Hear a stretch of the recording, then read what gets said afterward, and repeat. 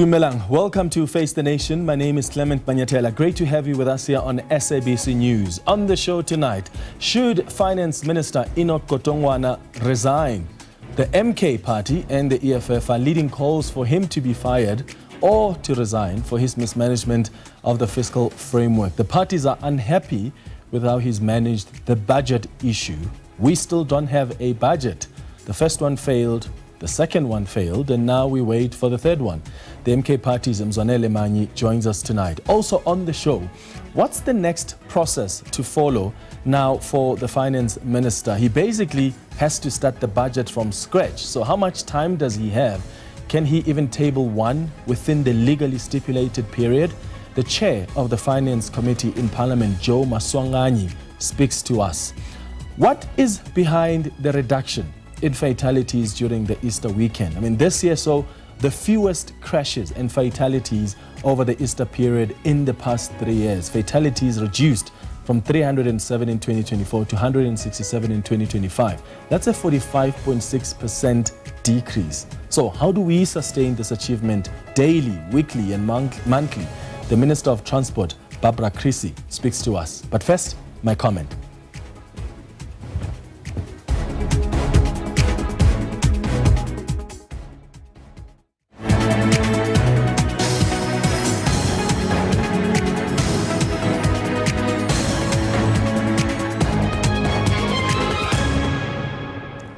So there are growing calls from political parties for the resignation of Finance Minister Enoch Godongwana. The way the minister has handled this budget fiasco has left much to be desired, if we're being honest. His indecision, his misleading of political parties, him pretending like he is taking their proposals seriously and then arguing in court that VAT will come in on the 1st of May, and that there are no plans to scrap it, because that's essentially what he was arguing in court, only to come and change his story a day later, sending companies on a scramble. And one wonders if he actually understood the parliamentary processes to be followed in order to give effect to his announcement through that media statement that VAT would be scrapped. Because if it wasn't for the court order, would the reversal of the VAT be legal? Thanks to the DA and EFF court cases, the VAT increase has now been suspended by an order of court before its implementation on the 1st of May. And that's exactly what some of us have been trying to tell Mmusi Maimane, Herman Mashaba, and Songezo Zibi and others, that scrapping VAT in such a short space of time is not practical. We kept telling them that it's unrealistic to think you can just reverse VAT just like that when you have a few days left. That's why the finance minister agreed with the DA and EFF in court that we need a court order to suspend the VAT Act. Remember that fiscal framework that Action SA, Rise Mzansi and Bosa and others voted in support of? It's now been set aside, effectively. The minister has to start from scratch. He can't just withdraw the two bills, the second and the third bills that make up the budget, which is what he announced he would do, without mentioning the fiscal framework. That fiscal framework and revenue proposal is part of the 3 budget instruments, and it's actually the foundational document for the national budget. So that whole process must now be redone. Parliament has released a statement today explaining why the court order was so necessary for VAT not to come into effect on the 1st of May. Parliament said, and I quote, "Given the tight legislative frameworks, it is practically impossible for the bill that scraps the VAT to be processed by Parliament and signed into law before the 1st of May. The court order was the only available mechanism to withdraw VAT legally and make it legally enforceable," end quote. That's what Parliament said earlier today.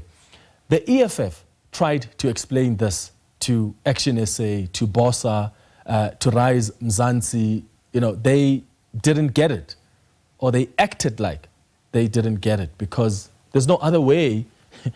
Some of us understand parliamentary processes more than them as parliamentarians, because we are not parliamentarians. No ways. So how did they not get it? How did the finance minister himself not get that? Speaking of the finance minister, as I said, there are growing calls for him to step down. The MK party says he can't continue as finance minister. They released their statement earlier today. The EFF also spoke yesterday with Julius Malema saying he has to go. In light of this decisive judgment, the economic freedom fighters call for the immediate resignation of Finance Minister Enoch Godongwana and the National Treasury Director General Duncan Peterson. These individuals have proven themselves incapable of formulating a lawful, credible, and developmental budget. They have lost the confidence of the people of South Africa, and the business community should not trust them. So what do you think of how Enoch Godongwana has handled this issue? I mean, he hasn't even apologized or shown any appreciation of how costly this late announcement has been on businesses. A lot of retailers and banks are counting the cost because they spent a lot to prepare for changes that will no longer take effect. I mean, there are complex IT system updates that had to be done. That's why SARS has also acknowledged that it may not be possible for all vendors to change back to 15% VAT by Thursday, which is the 1st of May. Hence the grace period that has been offered for a few days after the 1st of May to make those changes. It's a scramble. And whose fault is it? Huh? Now, what was also interesting to me was that the minister was out of the country during such a crucial time.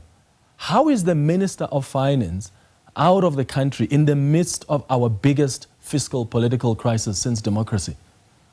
How does the president even approve for him to travel during such a crucial time? That's another thing that's really boggling my mind. Here's another interesting thing. Last week I hosted the ANC's Mdumiseni Ntuli and the DA's Helen Zille on the show, and there was a lie that was told live on air. Mdumiseni Ntuli, who's the chief whip of the ANC, told me on the show last week that Enoch Godongwana knew nothing about a court settlement with the DA. That's what he said on the show last week. Take a listen. Have you spoken to your own minister and asked if this is really the case? Which one? About Minister of Finance, and say, are you asking for a out-of-court settlement with the DA? Well, when this thing was went out about the DA, because the DA issued a statement, and we knew that the DA was going to react because this is naturally going to be embarrassing for them. Yeah, but have you asked him? Have you said to him? I'm coming to that point. So when that came, we sent it to I sent that to Enoch. You know he's overseas. To say to him, now we are being told that there is another, this is a statement of the DA. And his response to me is that I don't know what is this about. And that was a lie. And the question now is, did Mdumiseni Ntuli lie to the public, to you, or did Enoch Godongwana lie to him? Because he's telling us on the show last week, Mdumiseni, that, well, I sent this to the minister. The minister said he knows nothing about any settlement negotiations. But that's bizarre because the minister, in court papers, he says he was aware that his lawyers, on the instruction of Treasury, reached out to parties for a settlement. The second lie that was told is that the minister somehow changed his mind on VAT because of the discussions with the smaller parties. Well, when you actually read the court papers, the minister himself confirms proposals from other parties didn't convince him to drop the VAT hike because, and I quote here, they would not provide sufficient revenue. I therefore had no option but to go ahead with the VAT increase, end quote. Until, of course, this court case. What seemingly may be seen as a third lie is what was told by the ANC and the smaller parties, believing that scrapping the VAT hike won't lead to austerity. The minister, once again, confirms in court papers, contrary to what the ANC and other smaller parties said, that scrapping VAT, this VAT hike, will likely lead to austerity, to cuts in government programs and departments. In fact, he said, and I quote, a drastic reduction in government spending is inevitable. In court papers, he says Treasury now faces a medium-term budget shortfall of about 75 billion rand, which necessitates decreasing government expenditure, which will likely affect what? Service delivery. Because borrowing more is not a viable option, as we've discussed before. Now, in light of that, Does it make sense for the Minister of Finance to stay on the job? What do you make of how he has handled this budget issue? Do you think that he must be cut some slack? Maybe he was under pressure from the parties, or do you agree with the EFF and the MK party that he must resign? What do you make even of these calls by political parties calling for this finance minister to resign? Share your thoughts with us right now. You can send us your WhatsApp voice notes on 07845911897. Remember to tell us your name and surname and where you're sending the voice note from. And please keep them at 30 seconds. Alternatively, you can send us on an X on @FaceTheNation SABC. After the break, we'll start the show with the Minister of Transport, Barbara Creecy. Stay with us.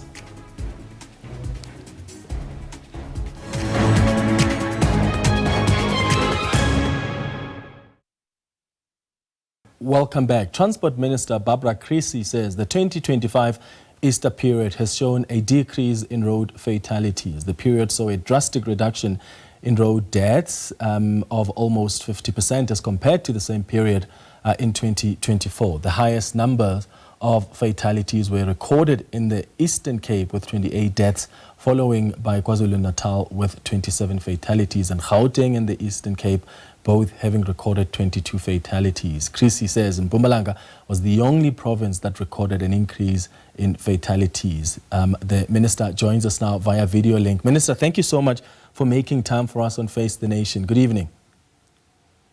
Clement, and greetings to all your viewers. So this year saw the fewest crashes and fatalities over the Easter period in the past 3 years. I mean, fatalities reducing from 307 in 2024 to 167 in 2025. That's like over 45% decrease. What do you attribute this to? Well, I think it's two main things. First of all, consistent law enforcement operations, where we are working with national, provincial, and municipal officers to patrol and have enforcement operations on provincial, national, and municipal roads. And secondly, I think it was the very wide set of partnerships we managed to develop with public transport operators, buses, taxis, the religious sector. As you know, the Easter weekend sees a lot of pilgrimages taking place. And of course, a whole range of civil society organizations that joined us in spreading the message that road safety starts with me. So there's a benefit then when we start our communication and education campaign earlier than that travel period.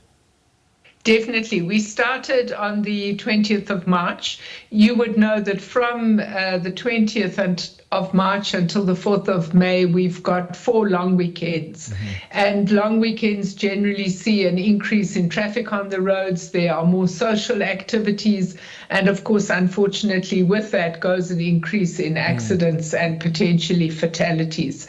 So we have identified hotspots. We've got, as I said, operations taking place there. And I think that the issue is consistency and widespread police visibility, which acts as a traffic calming measure. Okay. So you have a target to reduce crashes and fatalities by at least 50% by 2029.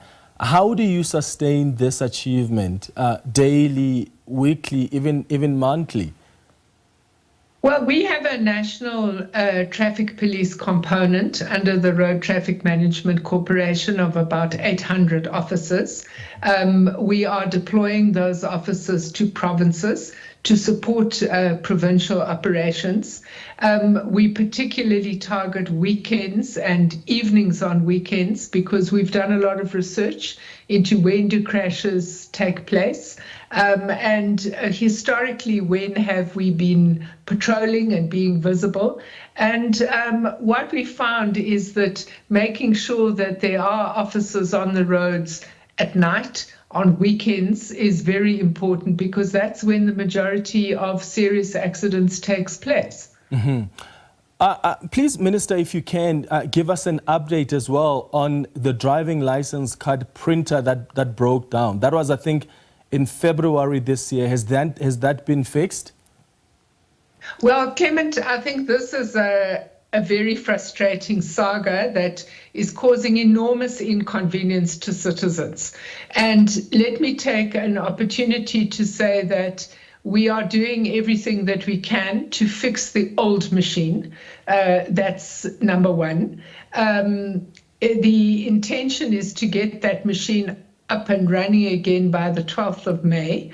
And we need to do that because what we are facing is this challenge that we have had to take the procurement process to court following the Auditor General finding that there were irregularities.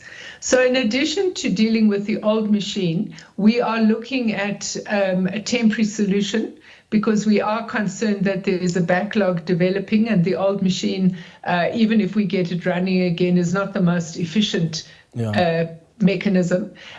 Once I have finality on that interim solution, it's something I will share in the public domain. Yeah, what have been the consequences, though, or that inconvenience you speak of on motorists of this machine still not being fixed? I mean, especially for those who have been awaiting the licenses. Are having to use temporary licenses. Yeah. And obviously they don't find that to be convenient. They're worried about being pulled over.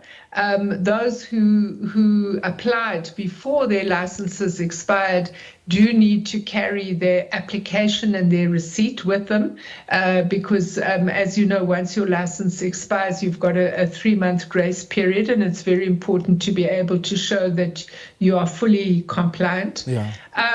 But this is a suboptimal situation, Clement, and I really can understand that people are irritated, and we are giving it every attention in the complicated circumstances we face. Yeah. Are we planning on buying another one, though, another machine, though, Minister? I mean, it's not, obviously, as you've said, it's not sustainable to also have one machine that services everyone. We've been using this machine since when? Is it since 1998? It's a long time. I'm not sure exactly which year. But let me say that we procured a new machine. The Auditor General found that procurement to be irregular. We've gone to the courts to ask what we must do because we had already signed a contract with the relevant company. So we're in a catch-22. We can't do another procurement until the courts pronounce on the current situation. And that's why I need a better temporary solution than this very old machine that we are utilizing at the moment. All right, Minister, let me thank you for making time for us on Face the Nation this evening. That's the Minister of Transport, Barbara Creecy. After the break, we'll look at some of the comments that have come through via Twitter, some via the voice note line as well. That question we've been asking you about these calls that are being made by political parties, the MK Party, the EFF, calling on the Minister of Finance, Enoch Godongwana, to resign over the mismanagement of just a fiscal framework, how he's handled this entire issue. Where do you stand on that one? Send us your thoughts on Twitter. You can send that also on the voice note line. Mzwanele Manyi is one of the leaders of the MK Party. He joins us after the break.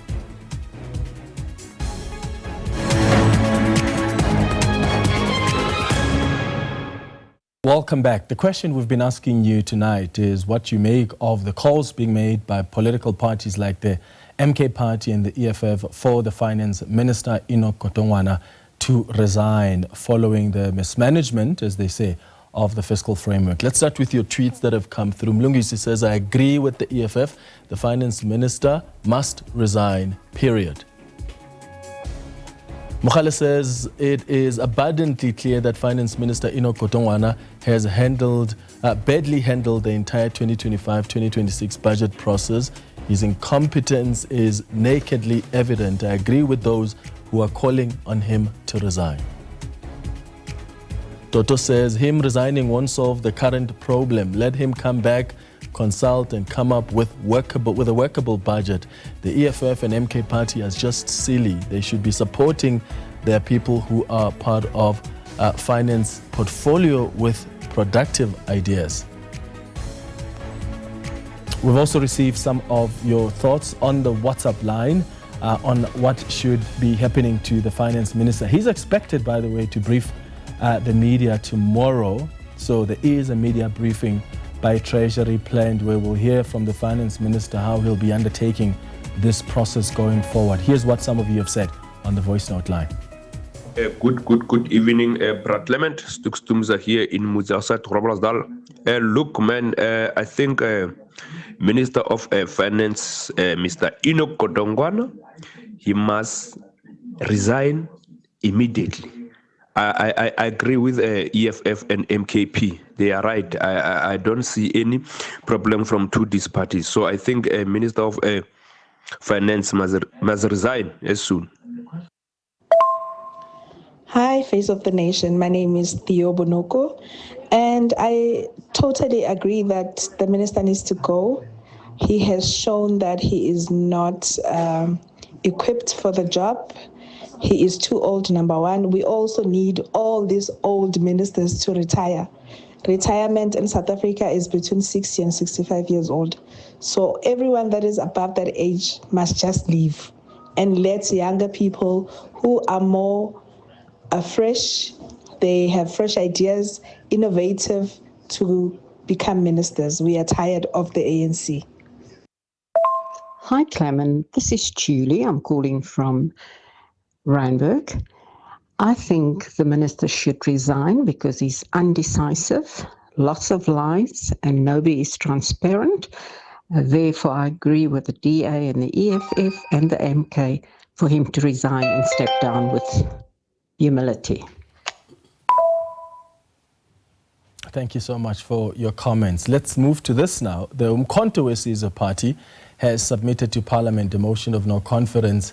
Enoch Godongwana, as you have heard, is going to be briefing the media tomorrow, but the party says this is part of its commitment to hold those in positions of public trust to account. This follows National Treasury's decision to abandon its efforts to increase VAT by 0.5 percentage points. The Western Cape High Court issued an order suspending that percentage point VAT increase in a case brought by the DA and the EFF. Let's now bring in the Umkhonto We Sizwe Party Chief Whip, Mzwanele Manyi, who joins us now in studio. Mzwanele, thank you so much for making time. Good evening. Hi there, Clement, and good evening to your viewers. So you and other parties are calling for the minister to resign. Why do you think he shouldn't stay on this job?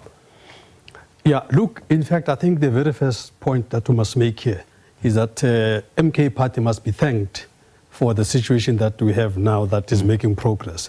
You must remember that when the ANC took over, or rather Mr. Ramaphosa took over in 2018, the very first thing he did is to hike the VAT up from 14 to 15%. Now, had the ANC continued with its 62% majority position, there would be no such a discussion today. Thanks to the MK Party, we've made sure that the ANC is brought to its knees at 40%. Now these various discussions are taking place about what it should be and all of that.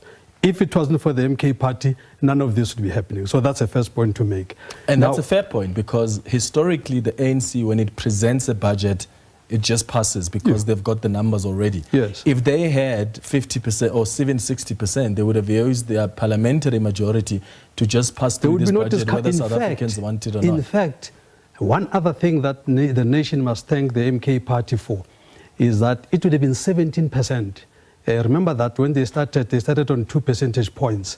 So if it had its way, which just shows how cruel this party is, if it had its way, the poor people in this country, the workers of this country, the disenfranchised in this country would be faced with a 17%. Another person may argue that the ANC still managed to get enough support to pass the fiscal framework in Parliament. So they did manage to speak to other smaller parties to get that 60%. So had it not been for the DA and the EFF going to court, we would have still gotten a 0.5%. No, let me explain to you. That court charade was just a smoke screen. It was just an ANC strategy for them to be able to do a climb down. The ANC, with what had been in place, would never have been able to go the 2026 local government elections with this situation of them having celebrated an increase in VAT. So, but they could not do a climb down on their own. So they needed some excuse. This is why for us as the MK Party, we decided that we're not going to be part of that circus in court because it was just all choreographed. But had it not been for the court, like as Parliament today said, had it not been for this court order, the announcement by the minister wouldn't have been legally enforceable. That's why you needed the court order. So, I mean, you can't pour cold water on the efforts of the DA and the EFF for going to court. No. I mean, you must remember that the MK Party had fought this thing firstly from the 2 percentage points. Even at 0.5 percentage point, MK Party is the only party that took to the streets to fight this thing. The point that I'm making is really frivolous because at the end of the day, the ANC would have ensured that there's some kind of a gap, a period where they will come up with all kinds of emergency briefings in Parliament and everything. They would have managed to make sure that they reverse this thing without the DA. But now... Not within that short space. Did you see the Parliament's statement today? It says, had it not been for this court, because reversing VAT or scrapping it is such a long, laborious legal process. You don't just wake up and say, I'm reversing VAT, and then you have a fiscal framework that's also set aside. You start from scratch.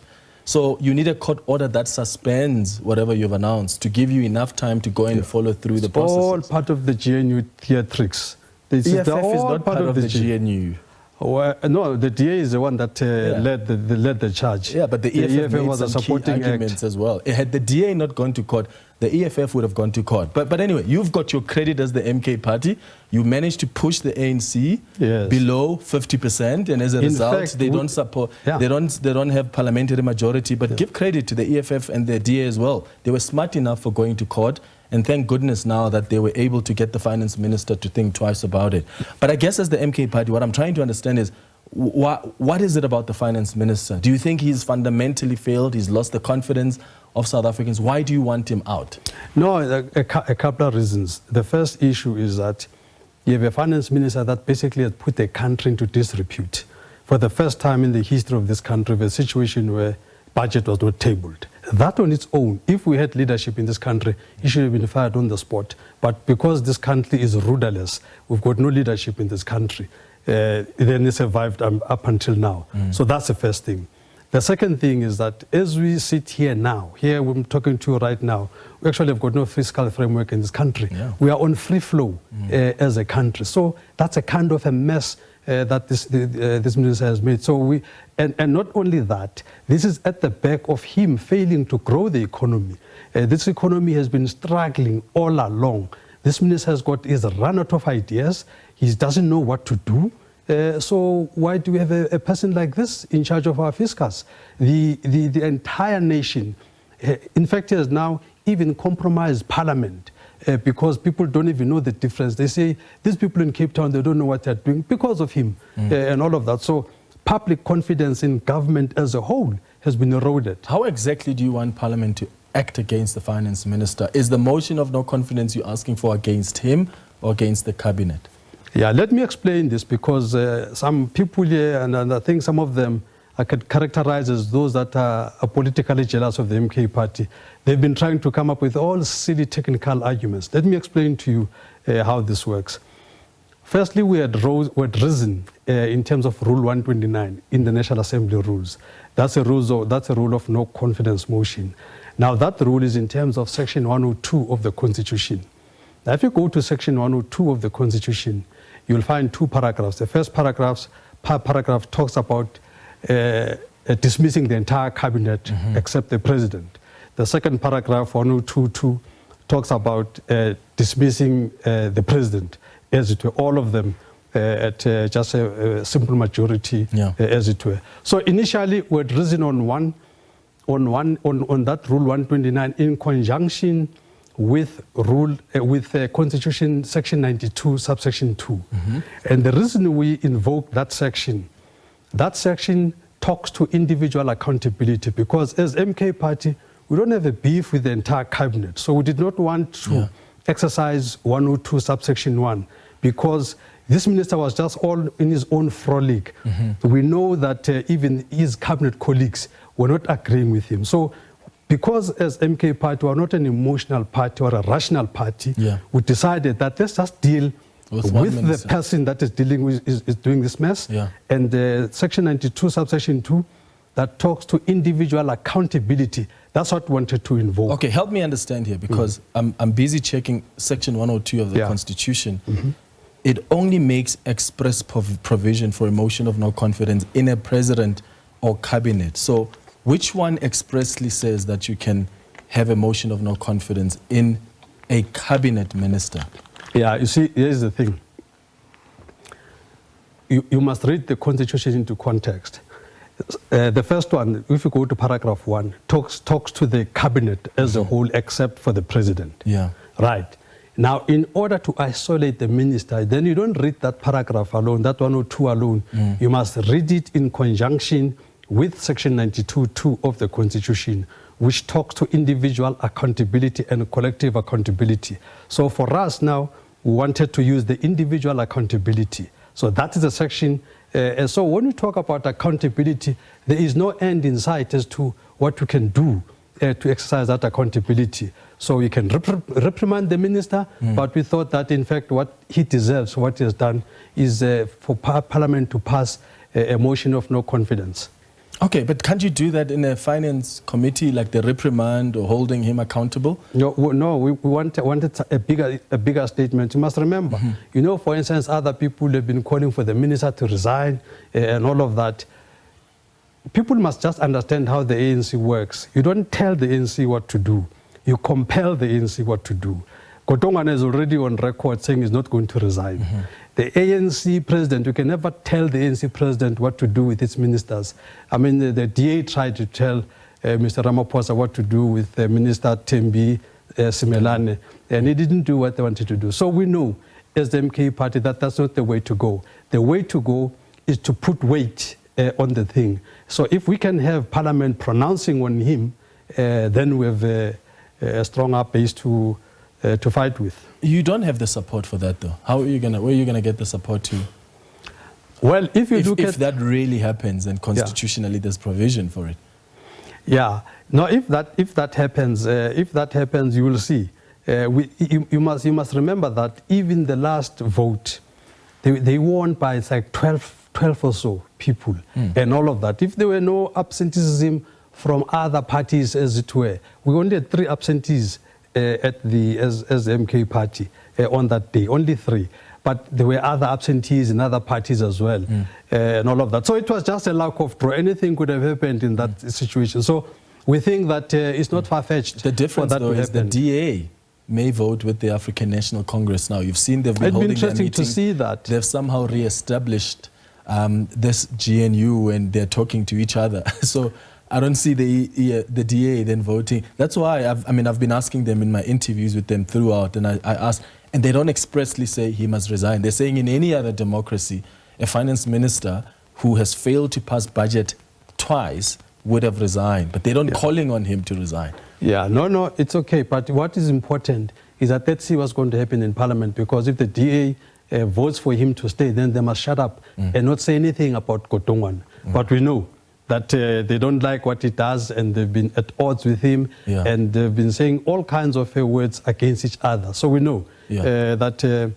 the possibility is there that sanity may prevail and they may vote the right way. Just lastly, what are your expectations of this new budget 3.0? Is it possible to avoid austerity? Because that's what the ANC has said, but the minister in the court paper said a drastic reduction in government spending is inevitable. So at some point, there's going to be serious cuts that are going to affect service delivery. What do you expect as the MK Party? No, firstly, for us as the MK Party, we don't even want to spend time nitpicking this fiscal framework, this budget and everything, because the entire thing is rotten. So if it's up to us, we say the entire framework is an IMF framework, is the austerity framework, is a framework meant to erode the wealth of this country, is a framework meant to improve privatization or to increase privatization is a framework that is anti-poor. So for us, and that's why we don't waste a lot of time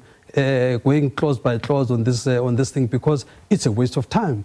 We are saying the entire framework is wrong. We must go back to the drawing board. When the MK party takes over, we're not going to follow this thing. We're going to just throw it to the rubbish bin and come up with a proper budget, fiscal framework that is going to be developmental in its approach, that is going to drive industrialization, that's going to build infrastructure, that's going to ensure that there's job creation. What we have here now, this fiscal framework is responsible for the huge unemployment that we have, is responsible for the huge debt that we have. So why is it that we continue with this thing? So to be saying tweak here, tweak here, tweak here, tweak here, it's a real waste of time. If the finance minister asked you for advice, though, and say, because she's working from scratch, the fiscal framework is out, he's starting from the bottom. If he said, MK party, what's your one suggestion? He must go. Okay. That's the first suggestion. He must go. Okay. Because what we are going to say is going to be not going to be able to even comprehend. Okay. So he must go, not only himself, he must go with the entire ANC government. All right. Mzwanele, Manyi, thank you so much for making time for us. After the break, we are going to bring in someone from Parliament, who the chair of the Finance Committee, in fact, Joe Maswanganyi, who will help us understand what's the next process that follows. And is it even possible for the Finance Minister to finish this budget within the stipulated legal framework? That conversation is coming up. Stay with us.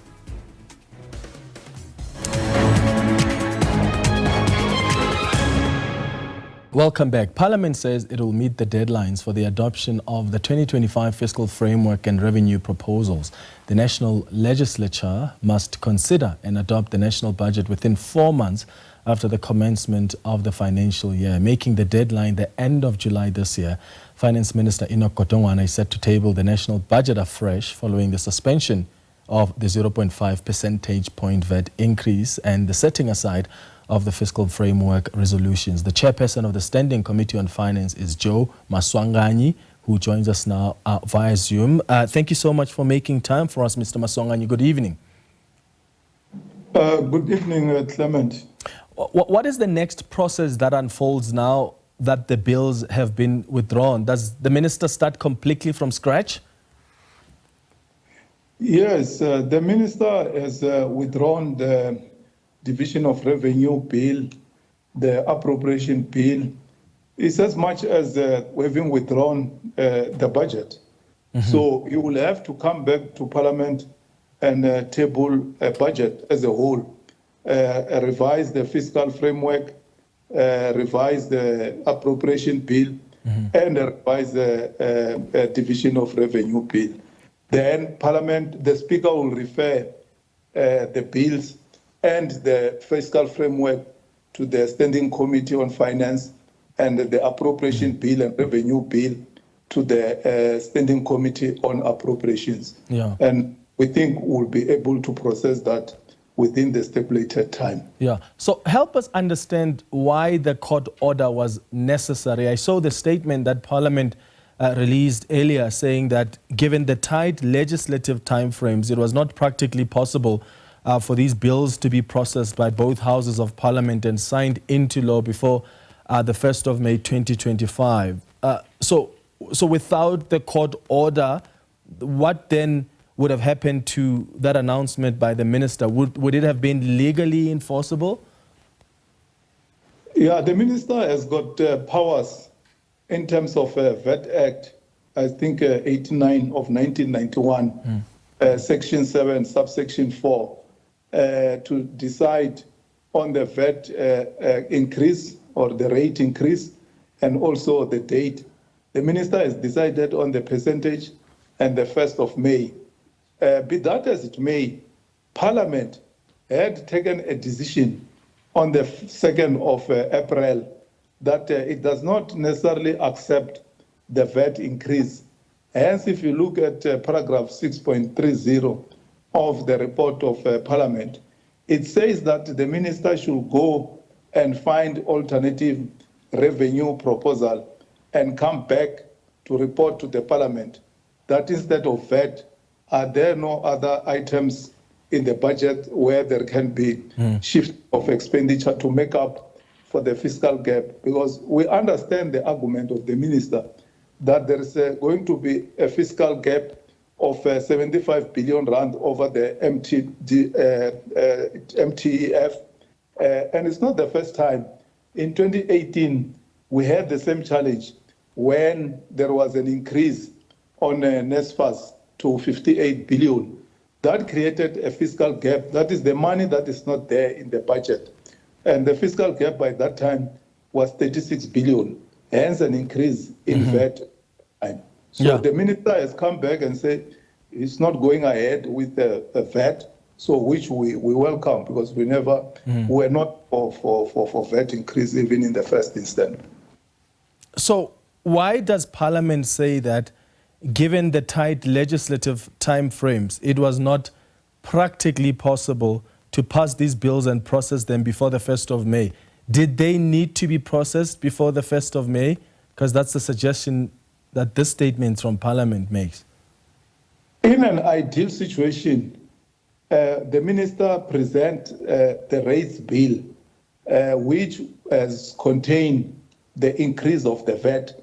As much as the minister has got the powers in terms of the VAT Act and the PFMA, he still has to table that in Parliament. And Parliament process the VAT increase or decrease through the rates bill. So under normal circumstances, the rates bill should have been processed by Parliament. And usually it takes more than 4 months, because sometimes like in 2018, there were 3 public hearings. So it was not going to be practically possible that in 2 weeks that Parliament can pass a bill. It is, we don't do things in that way. Because you have to advertise for public hearings, because public participation is the cornerstone of a participatory democracy. So there was no way that you would have passed that by Friday this week. Why was it necessary to set aside that fiscal framework that was approved by Parliament? Because the minister only withdrew, well, at least from the statement he sent out, he withdrew the Division of Revenue Bill and the Appropriation Bill and introduced the Rates and Monetary Amounts and Amendment Revenue Laws Bill, which maintains the VAT rate at 15%. I mean, didn't he know that the fiscal framework and revenue proposal is actually the foundational document for the national budget? In other words, you can't just withdraw the second and the third bill that make the budget if the first one is effectively nullified. Yes, the fiscal framework is the foundation, because it deals with the economic outlook global, of which that outlook has changed since the 12th of March with the trade war, which is there in the global space, what we call geopolitics. We didn't have this trade war at the level at which it is now by that time. So the international outlook has changed, and South Africa is highly exposed to these trading partners. So it will affect even our economy here in South Africa. That in itself will affect our fiscal framework. And the fiscal framework becomes the foundation for the appropriation and the division of revenue bill. So the 3 go together, and it will have made it difficult for Parliament to process a bill outside a framework that was going to be... so why did the minister then only withdraw the other 2 bills? I suppose that's my confusion. I think maybe the legal division of Treasury thought it was possible. But after careful thought, Parliament and Treasury have come to a conclusion that will not continue to process the rates bill. Because what is also important, which was the positive side of the budget that the minister presented to Clement, was that he has moved away from the austerity measures. There is no austerity measure in the budget that he presented on the 12th of March. And we believe that even when he comes back, he will come back with a budget that is going to employ teachers, health workers. And where is that money going to come from? I mean, the minister in court paper says Treasury now faces a medium-term revenue shortfall of about 75 billion rand. Does the minister now consider the alternatives from all the other parties that made their proposals? Because in court papers, he also said from the proposals that he has seen, they wouldn't have helped, especially in the short to medium term, to find additional revenue. Revenue, in simple terms, is tax. So we will have to find a way to make sure that the tax that are being collected make up for that fiscal gap. With the budget that has been allocated to SARS, we believe that there's going to be an improvement in a big way in terms of revenue collection, deal with tax avoidance, deal with the digital economy, because a bigger chunk of the economy today is conducted in the digital space, and sometimes SARS that collect tax in that space. But with the infrastructure that SARS and the personnel that SARS is going to augment, it will improve a big way in terms of revenue. Yeah, Mr. Maswanganyi, I'm out of time, but I've got to ask this before I wrap with you. You are the chair of the Finance Committee. Your responsibility, obviously, is to hold the executive account. There are calls for the minister to resign over how he's handled this entire budget issue. As the chair of the Finance Committee, do you think he's handled this matter well? Or do you think that these calls for him to be removed are justified? I don't see what is justifiable for the minister to be called to resign. The minister has acted within his powers to table the budget, which the fiscal framework was accepted by Parliament. If others took Parliament to court and tried to divert what Parliament is supposed to do and come back and say, because I think they are learning from what has happened in other countries, in Germany, where governments, coalition governments have collapsed. It will be very unfortunate that people want this government to collapse. This government has responsibility to deliver services to the people of South Africa, and the parties should stop gerrymandering and focus on national interest. All right, Joe Maswanganyi, the chair of the Finance Committee in Parliament, thank you so much for making time for us on Face the Nation tonight. We are going to wrap up the show with some WhatsApp voice notes that came through responding to this conversation around the Finance Minister that we've been having tonight. Sam Aleko 3 copies, Clement Dumela. Those who say the minister must resign are shooting themselves in the foot because they are the ones who did not approve the budget. Little did they know that the disapproval of the budget means no increase for all the grants. And do you think the beneficiaries of all the grants will smile as voters? They are going to pay a heavy price in the coming elections. Bye-bye. Thank you, and thanks to you for watching the Tuesday edition of Face the Nation. We'll be back with you on Thursday at 8 p.m. Have a good evening. Cheers.